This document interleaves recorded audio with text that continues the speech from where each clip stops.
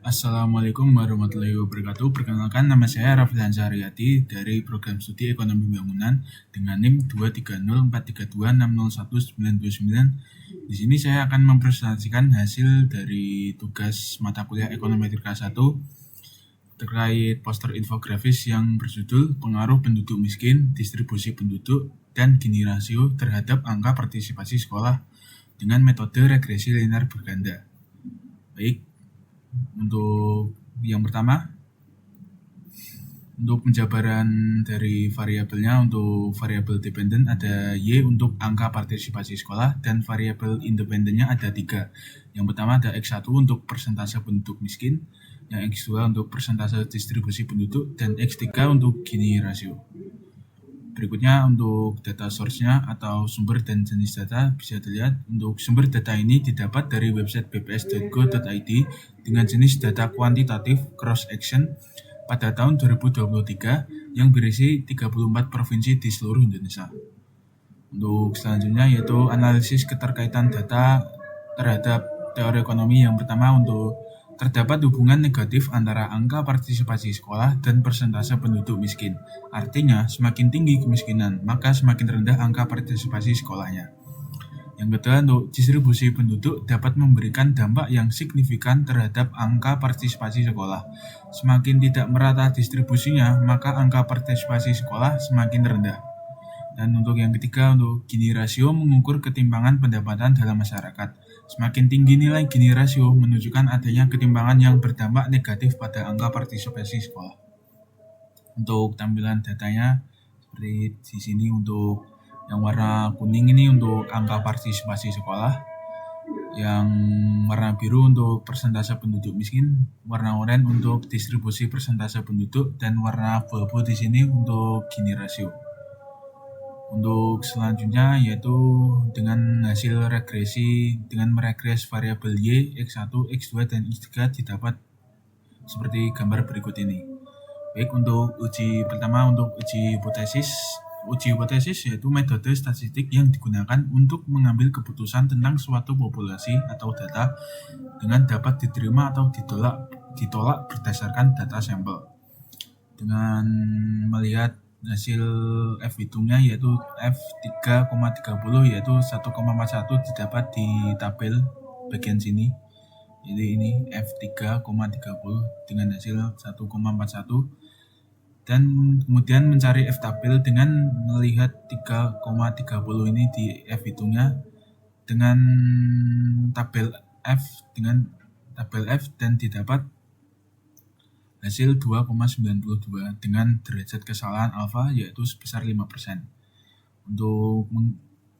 Yaitu selanjutnya untuk membandingkan F hitung dan F tabel didapat yaitu 1,41 dengan 2,92. Artinya F hitung lebih kecil dari F tabel, yaitu H0-nya berarti diterima dan H1-nya ditolak. Berarti variabel independen tidak berpengaruh signifikan terhadap variabel dependen. Untuk berikutnya yaitu uji determinasi. Uji determinasi yaitu mengukur seberapa besar atau baik model regresi yang kita buat dengan dapat menjelaskan fenomena yang sedang kita teliti. Jika hasil R-square-nya di sini itu mendekati 1, maka model regresi sangat baik dalam menjelaskan variasi pada variabel terikat. Dan jika R-square-nya ini mendekati 0, maka model regresi tidak begitu bagus dalam menjelaskan variasi variabel. Variabel bebas tidak memberikan kontribusi yang signifikan. Ya, dengan hasil R-square yang sudah saya regres ini didapat yaitu hasil 0,1233 dengan terus dibulatkan ke angka persen yaitu dihasilkan 12,33%. Dengan penjelasan, maka variasi variabel dependen dapat dijelaskan oleh variabel independen sebesar 12,33% dan sisanya sebesar 87,67% dipengaruhi oleh variabel lain di luar persamaan regresi. Untuk berikutnya yaitu menentukan persamaan regresinya dengan rumus Y hat sama dengan B0 plus B1 X1 plus B2 X2 plus B3X3 plus error, yaitu dengan YH sama dengan melihat hasil regresi yang di sini untuk menentukan persamaan regresinya. Untuk B0-nya yaitu untuk yang konstan ini yaitu sebesar 16,59,709 ditambah B1 di sini B1X1 yaitu 0,138,603 dan untuk B2X3-nya di sini hasilnya yang berarti ini kan minus, berarti dikurangi kurang 0,465851 X2 ditambah X3 yang di sini hasilnya yaitu 40,92323 X3, yang dimana apabila variabel lain konstan maka nilai Y bernilai sebesar 16,59709.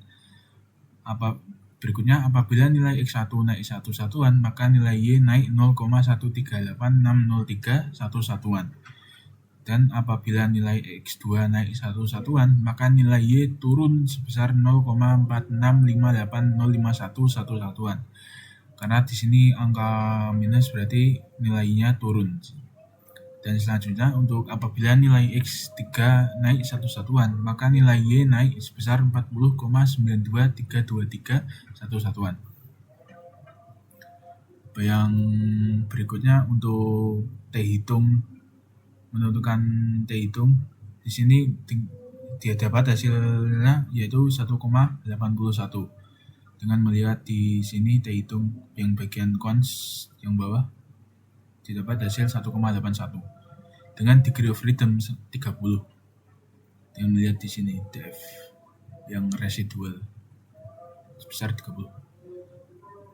Setelah mendapatkan hasil nilai T hitung dan df, kita mencari nilai T tabel di tabel T, dan ini didapat hasil yaitu 1,69726.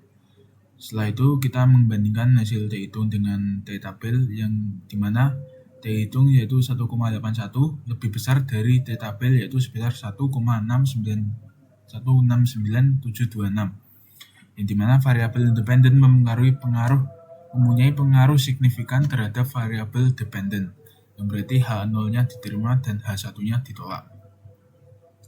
Yang berikutnya untuk uji T parsial, yaitu uji ini membantu kita untuk mengetahui apakah setiap variabel bebas memiliki pengaruh yang signifikan terhadap variabel terikat.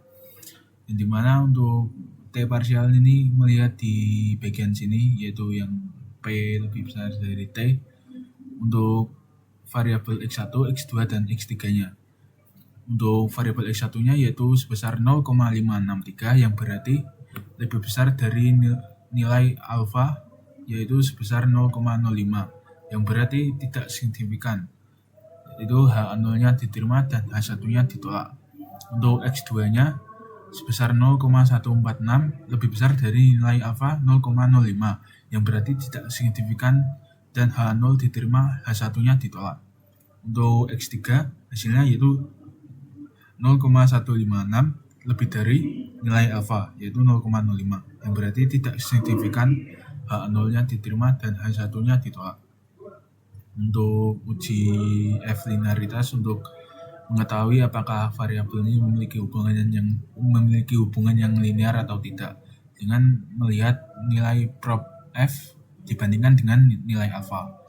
Jadi di sini untuk hasilnya prop F di sini hasilnya yaitu 0,2601 dengan nilai alfanya yaitu sebesar 5% yang dibulatkan menjadi 0,05, yang dimana nilai prop F lebih besar dari nilai alfa yaitu 0,2601 lebih besar dari 0,05 yang berarti memiliki hubungan yang tidak linear antar variabel, yang berarti H0-nya diterima dan H1-nya ditolak.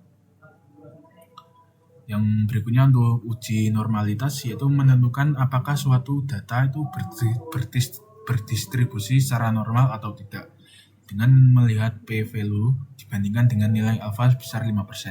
Dengan di sini nilai p-value-nya yang bawah sendiri yaitu sebesar 0,610 yang dimana lebih besar dari nilai alfa yaitu 0,05 yang berarti distribusi data ini normal. berarti H0-nya diterima dan H1-nya ditolak. Untuk yang terakhir yaitu uji multikolinearitas dengan melihat nilai mean fifth dibandingkan dengan 10 nih. Dengan melihat di sini hasilnya untuk multikol didapatkan hasil sebesar 1,17 yang dimana lebih kecil dari nilai 10. Yang berarti tidak terjadi multikolinearitas, tidak ada hubungan antar variabel bebas. Jika nilai mean fifth lebih dari 0, maka terdapat multikolinearitas. Dan jika nilai mean kurang dari 10, maka tidak terdapat multikolinearitas seperti yang di sini. Ini kan kurang dari 10, yaitu sebesar 1,17 saja. Untuk yang terakhir yaitu uji heteroskedastisitas, yaitu membandingkan nilai prop G dibandingkan dengan nilai alfa 5%. Dengan di sini hasilnya itu nilai prop C2-nya itu sebesar 0,0318, lebih kecil dari nilai alfa yaitu sebesar 0,05. Jika dipersenkan yaitu 3,18%, lebih kecil dari 5% nilai alfanya. Yang dimana H0-nya berarti ditolak, tidak ada heteroskedastisitas yang berarti nilai varians dari error terms konstan. Dan H1-nya yaitu diterima. Ada heteroskedastisitas yang berarti nilai varians dari error terms tidak konstan.